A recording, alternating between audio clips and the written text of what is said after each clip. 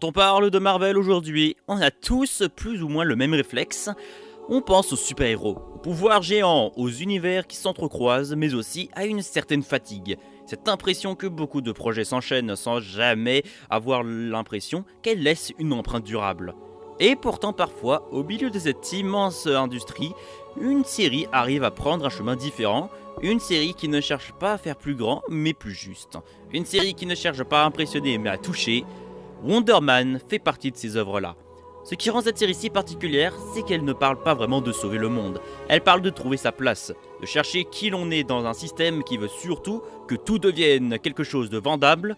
Elle nous montre un super-héros qui ne rêve pas de gloire héroïque mais de cinéma, de théâtre, de jeux d'acteurs. Et ce simple décalage suffit à rendre la série profondément différente de tout ce que Marvel a produit jusqu'à présent. Salut à vous les héros, ici l'agent du Shield. Aujourd'hui je vous souhaite la bienvenue pour cette nouvelle vidéo qui va se consacrer sur la critique et l'analyse de la série Wonder Man. Je tiens à dire qu'il ne s'agit seulement que de la saison 1 vu que la saison 2 n'est pas encore sortie. Tout ça sorti sur Disney+. L'histoire de Wonder Man commence d'une manière presque trompeuse.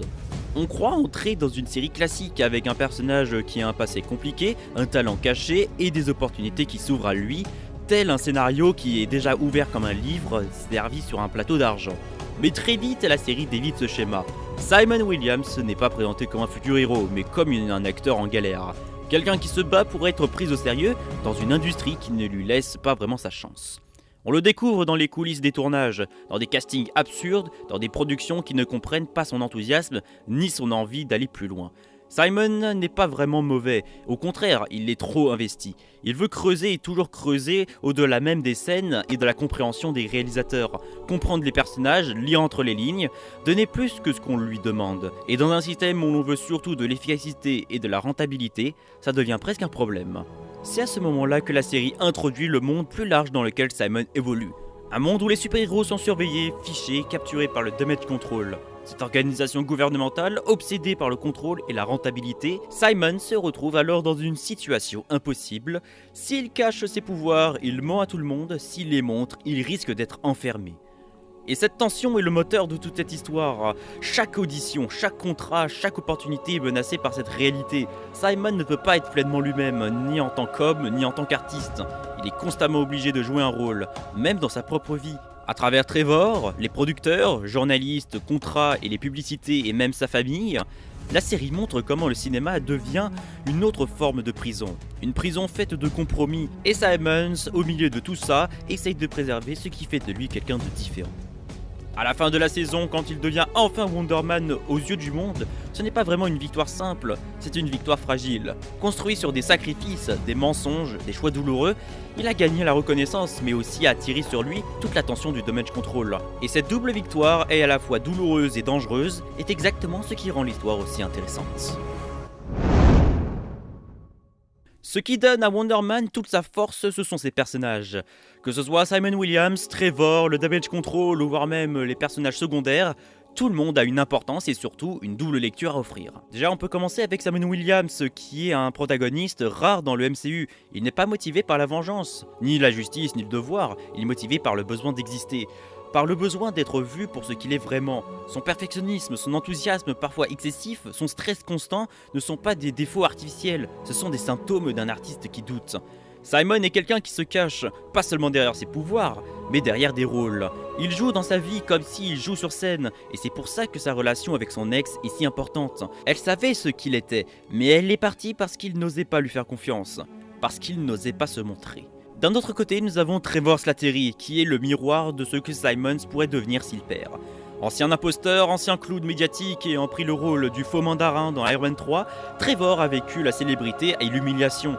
Il sait que ce que ça fait d'être célèbre pour quelque chose qui n'est pas vraiment toi. C'est pour ça qu'il devient un mentor si précieux. Il ne cherche pas à faire de Simon une star, il cherche à l'aider à être honnête.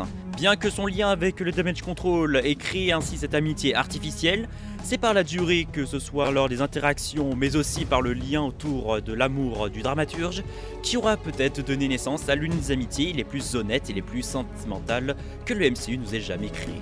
Puis évidemment, nous avons d'autres figures que la série nous a apportées comme étant des avertissements de notre société.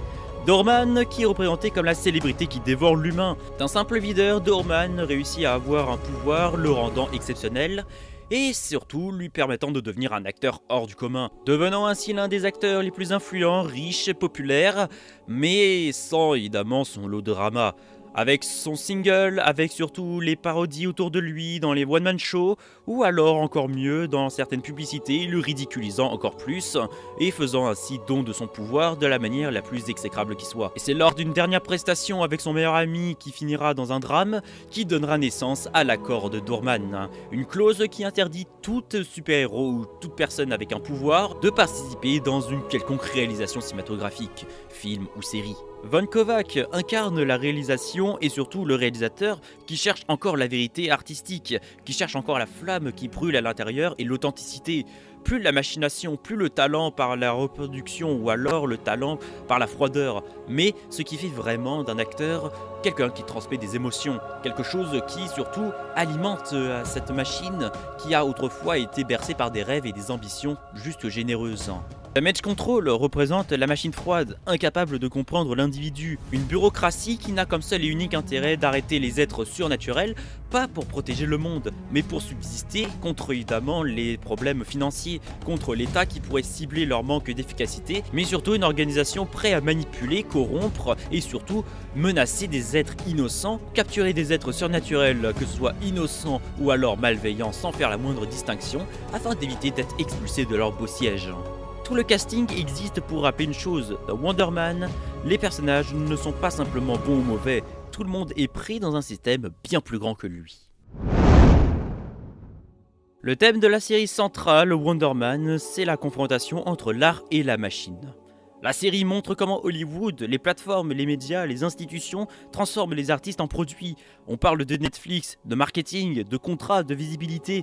Et dans ce monde-là, la créativité devient quelque chose qu'il faut optimiser, formater et rentabiliser. Simon est l'anti-produit parfait. Il est trop intense, trop sincère, trop complexe. Et c'est pour ça qu'il dérange. La série montre que la différence n'est pas seulement mal vue, elle est dangereuse pour un système qui préfère la répétition et la prévisibilité.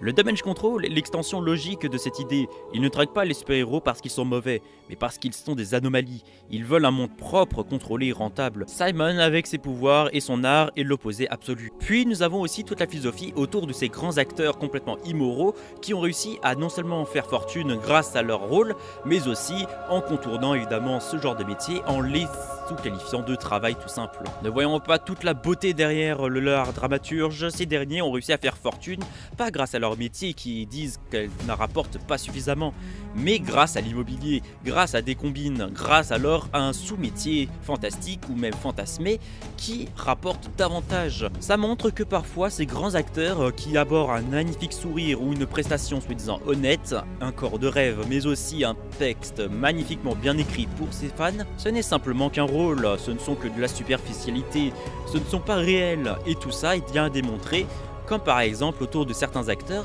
qui voient évidemment leur métier n'étant seulement qu'un gagne-pain à côté d'un autre qui leur rapporte leur véritable fortune. Et la série nous pointe du doigt ces acteurs qui n'ont pas réussi à vivre de leur métier et trouvant des combines pour réussir à combler les fins de mois, et même à devenir encore plus riches.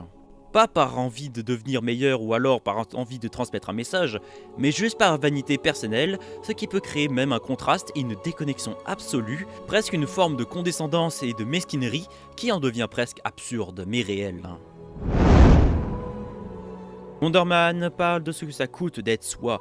Elle montre que la célébrité ne guérit pas les blessures, que le succès ne remplace pas la confiance et que les rôles que l'on joue peuvent finir par nous faire oublier qui l'on est vraiment. La série nous dit que le vrai courage n'est pas de sauver le monde, mais de se montrer tel qu'on est réellement. Même quand c'est risqué ou même quand c'est inconfortable, Simon devient Wonder Man, non pas quand il utilise ses pouvoirs, mais quand il accepte enfin de ne plus se cacher. Au final, Wonder Man est une œuvre sur l'identité, sur ce que ça coûte d'être soi, sur la tentation de se cacher derrière des rôles, sur la célébrité qui ne guérit pas ses blessures. La série nous dit que le plus grand pouvoir n'est pas la force, mais la sincérité. Je dois avouer aussi avoir été extrêmement séduit par le cliffhanger que la saison 1 nous laisse après cette évasion réalisée de manière extrêmement prodigieuse pour sauver son vieil ami. Pour moi, la saison 2 va très clairement s'orienter vers une dynamique de fuite.